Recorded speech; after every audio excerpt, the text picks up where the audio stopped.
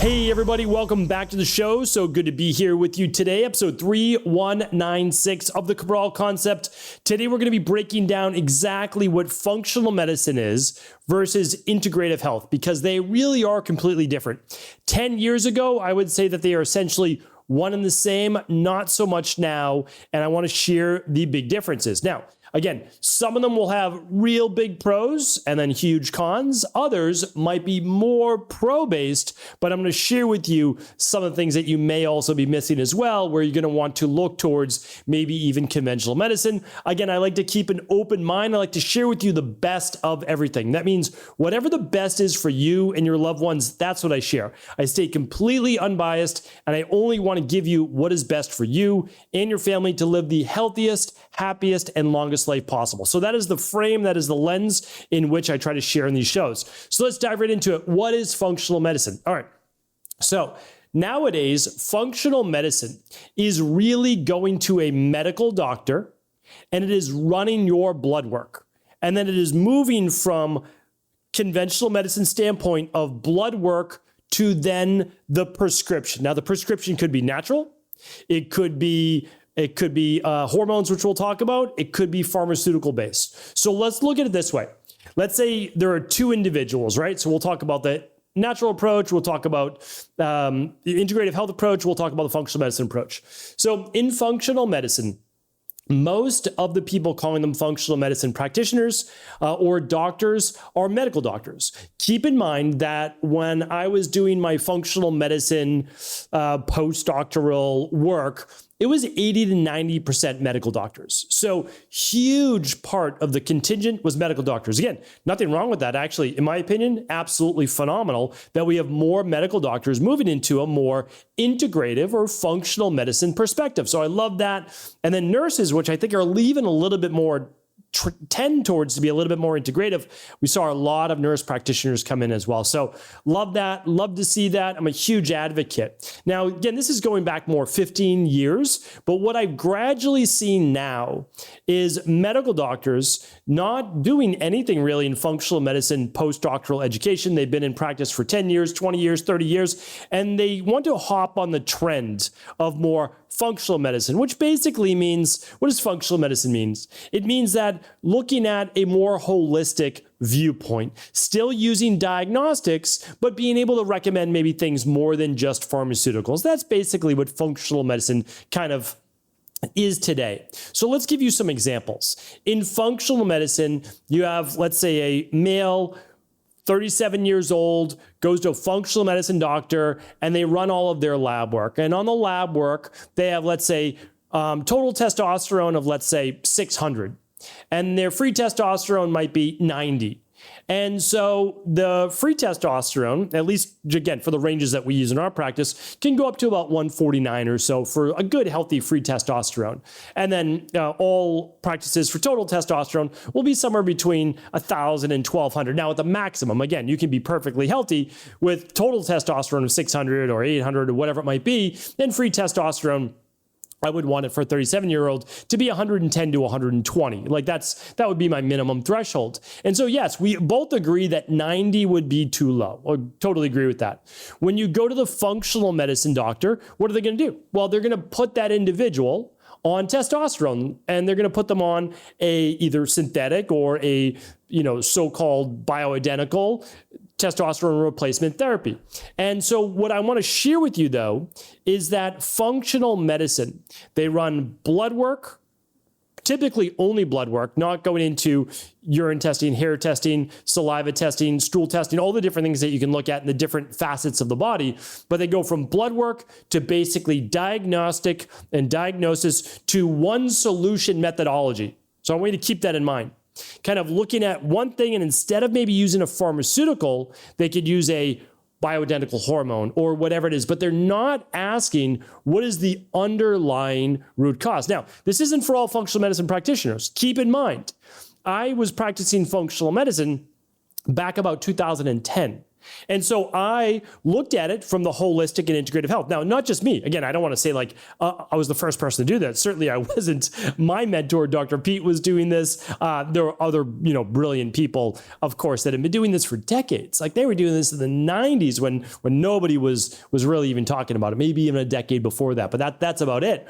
And so functional medicine has really become run your blood work and get put on a prescribed list of hormones and supplements just based on blood markers. What's the issue with this before I get into integrative health?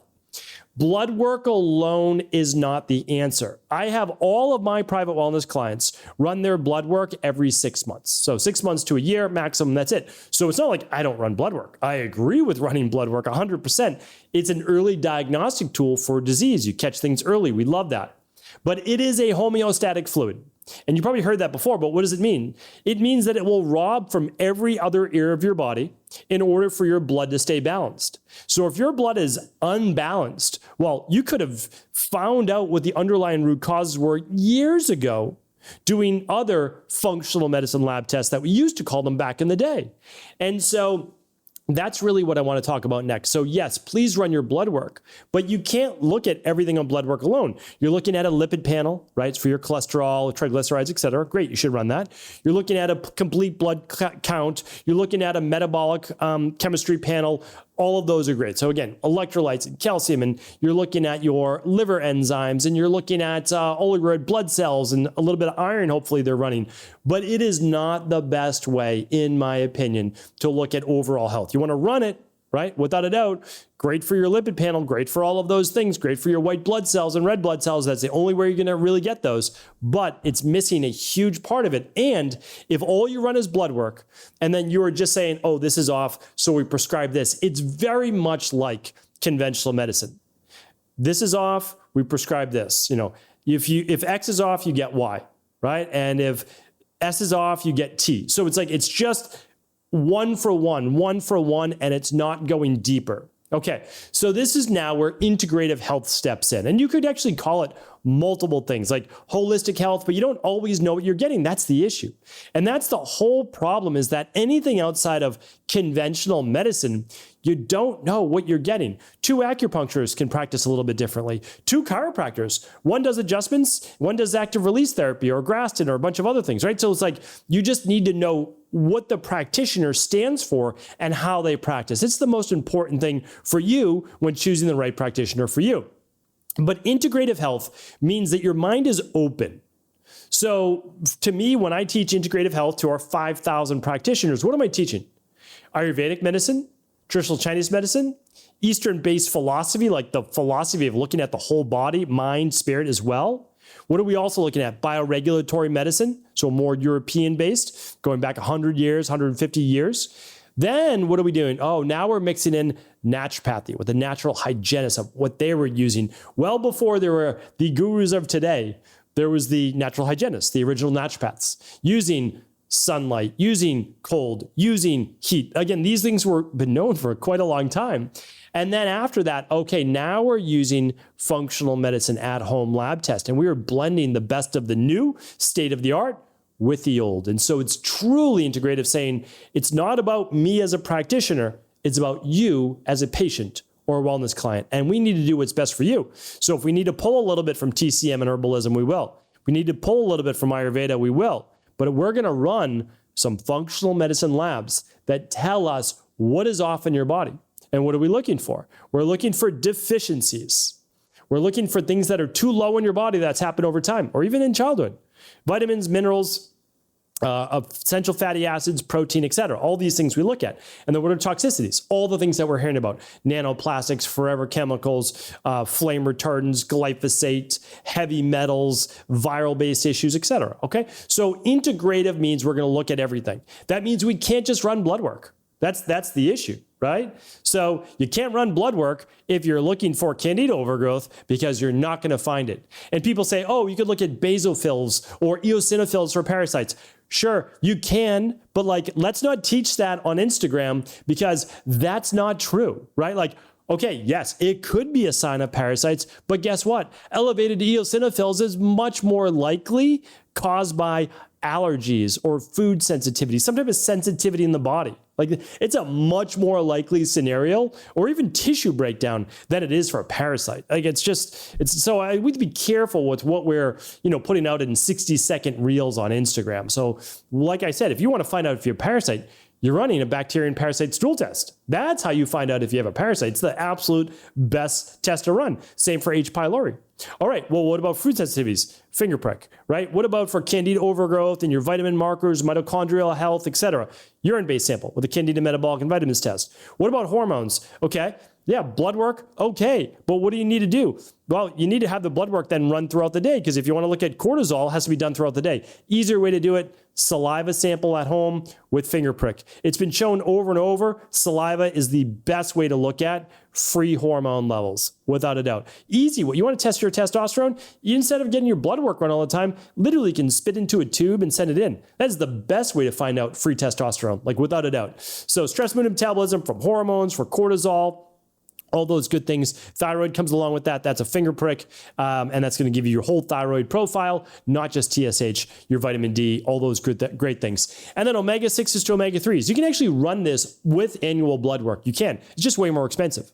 Less expensive to do it at home with the finger prick to look at your arachidonic acid, really inflammatory omega-3s, omega-6s versus anti-inflammatory omega-3s like EPA. So Integrative Health says we're going to use all forms of medicine. No one form is the best.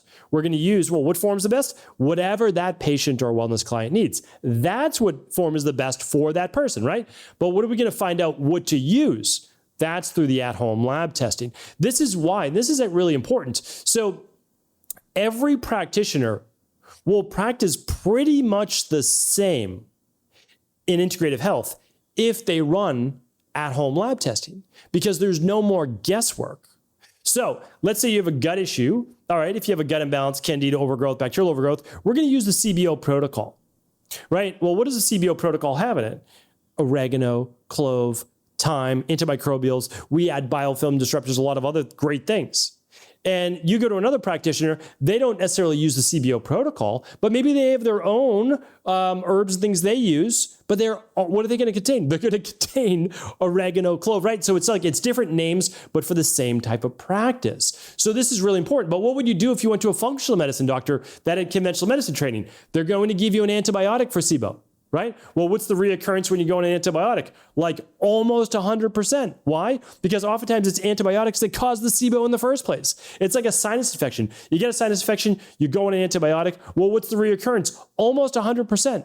And the reason is it doesn't kill fungus overgrowth, doesn't kill yeast or candida overgrowth, and so it can grow in the nasal passages as well. So this is why, there is no alternative to alternative medicine. Alternative medicine is integrative health when done well. Because when done well means this, it's not about you as the practitioner.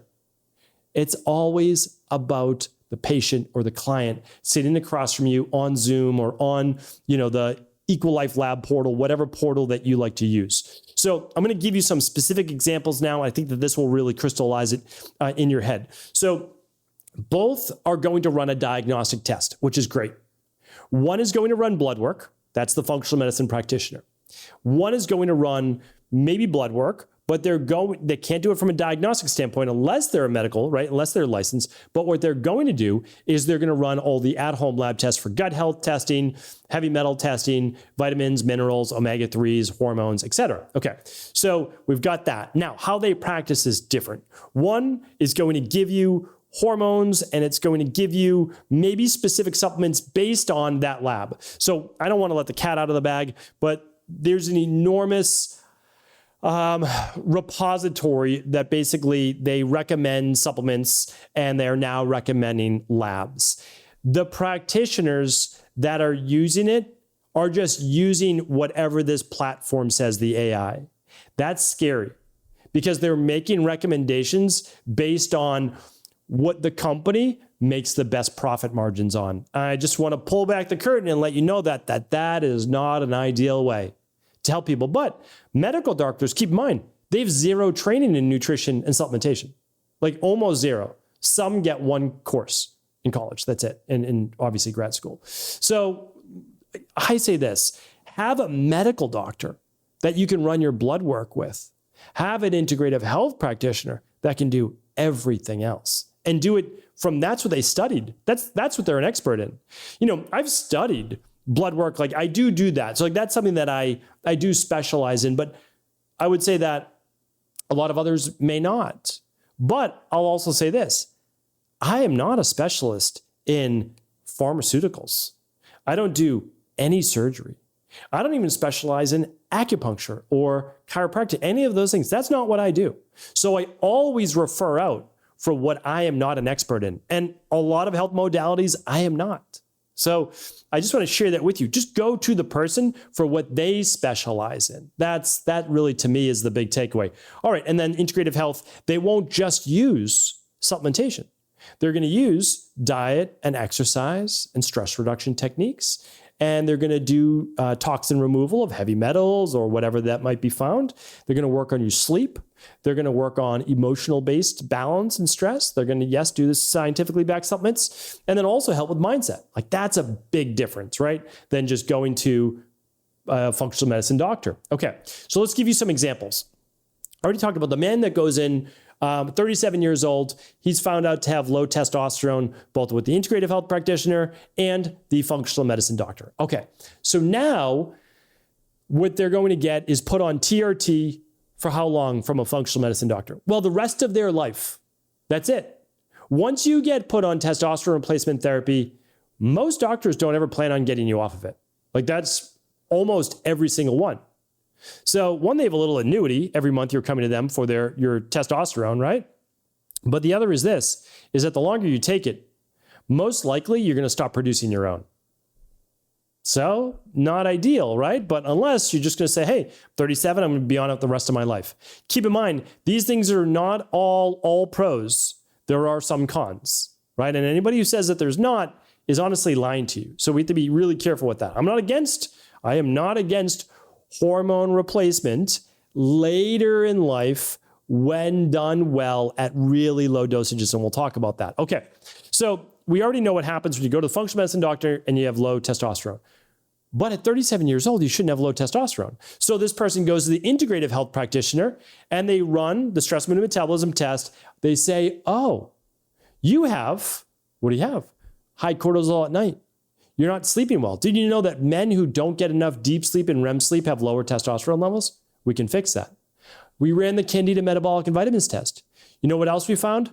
Low vitamin C, low on your methylated B vitamins, and some inflammatory gut issues. All right, we'll fix the gut issues. We'll replace those vitamins really easily. We also found that you were high on a random heavy metal that affects the prostate and causes inflammation, which could lower your testosterone. What was that? It was cadmium. Interesting. And this person may have a background or working in it, whatever it is. So we have to lower the cadmium. But another thing was found on that. The person had higher levels of copper to zinc. So now we know that we need to very specifically do lower copper, higher zinc. That helps to produce testosterone. So we already know the underlying root cause of why someone will have low testosterone. And there's not just one reason. Now, I didn't name all of them, but there are 12 real reasons, even a little bit more, why a male have low testosterone.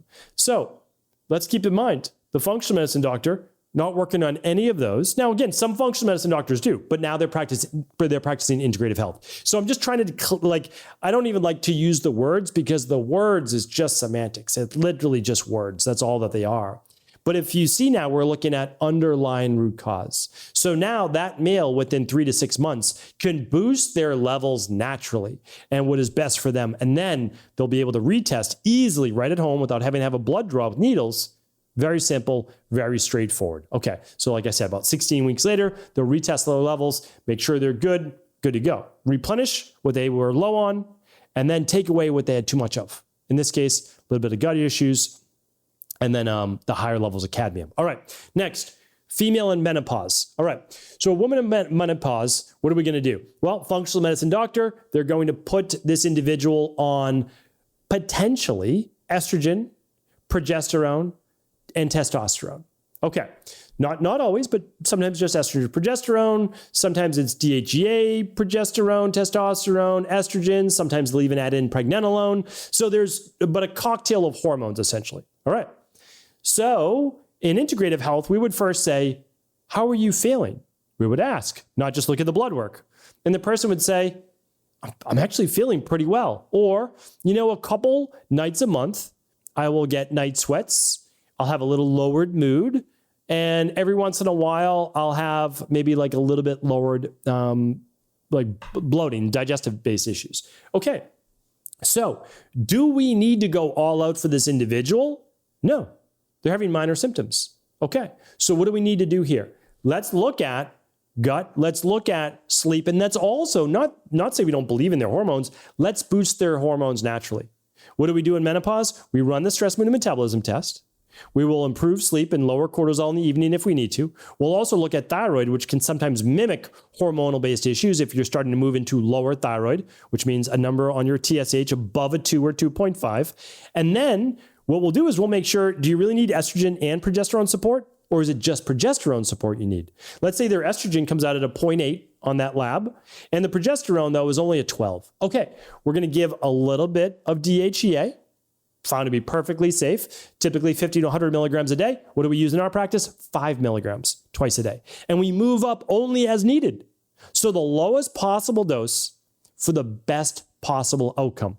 And when you need a little bit more, we lab test, we find that out, and we just raise it. So this person would be using herbal progesterone-based support, and then we would use the DHEA, and then again, improve anything else that needs to be improved. So integrative health versus functional medicine. Last one, child with eczema. All right, a child with eczema comes in, goes to the functional medicine doctor, they run their blood work, everything looks normal. So what do? Well, all they can do, what's taught in the textbooks, and again, I understand it, I've studied it as well, and it's not like I'm disagreeing. Remember, doctors are trying to help people. So they have to help them the best they can with what they know. So they're going to put them on a most likely steroid cream, some specific type of ointment, and maybe they'd recommend something a little bit more holistic like a calendula cream or a little bit of zinc or an oatmeal bath, right? Like those are things that I've seen people recommend. All right. And so they get the relief as long as they stay on the steroid cream. Well, over time, those steroid creams, if you look at the repercussions for being on them for a long period of time, not good. I mean, it really not good. I don't want to turn the whole show into that. Okay. So then this same individual, they can't get off these steroid creams. They're having issues. They go to an integrative health practitioner. What does the integrative health practitioner do? They run labs with the child. Omega-6 to omega-3, food sensitivity test, stool test, candida metabolic and vitamins test. Okay. You don't have to run them all. But here's what they found with this individual, because we see it over and over. All right, no parasites, no H. pylori, little bit of bacterial overgrowth, not major, a little bit of yeast overgrowth, yes. So modified CBO protocol for a child, so children's CBO. But the big things were that this child was sensitive to dairy and egg whites. So now they do an elimination diet. They add back a little bit of what the child was deficient in, which was a little bit of zinc. Right? So the functional medicine doctor can sometimes get it right just by, saying, oh, I think they may need some zinc, right? But like, we don't know. It's not bad to take an assessment, but don't necessarily know. Child actually needed a little bit of enzyme support in the short term, and then a little bit of vitamin C as well as magnesium. Okay, we add those in, we eliminate the foods, mildly help to rebalance the digestive system, add then a specific probiotic back in month 2, and guess what? Eczema is gone in 4 to 6 weeks maximum. So what I'm trying to share with you is that it does not matter whether you call it functional medicine or integrative health. You want a larger scope of knowledge and data from running more lab tests. Blood work is fine, but you want to go deeper as to underlying root cause. That's what at-home lab testing is. Okay. Next is that the lab data is only as good as the practitioner. That's why, who cares about all of these lab companies popping up?